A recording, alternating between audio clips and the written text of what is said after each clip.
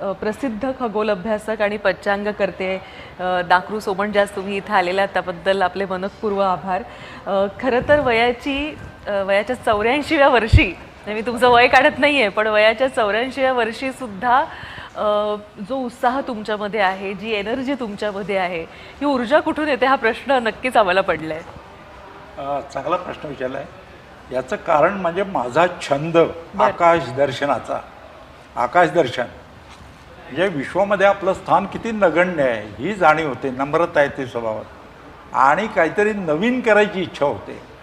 त्यामुळे आकाशदर्शन छंदामुळेच मला उत्साह येतो.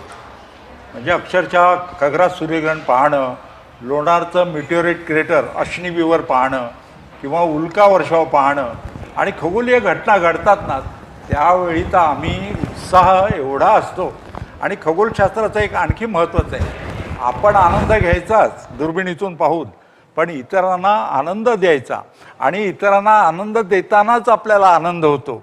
म्हणजे एखादा लहान मुलगा जो चंद्रावरची विवरं बघतो, शनीची वलय बघतो ना, त्याचा चेहरा बघूनच आम्हाला आनंद होतो आणि त्यामुळं मला उत्साह हा कायम टिकला. तो हे माझं रहस्य आहे या वयात उत्साहाचं.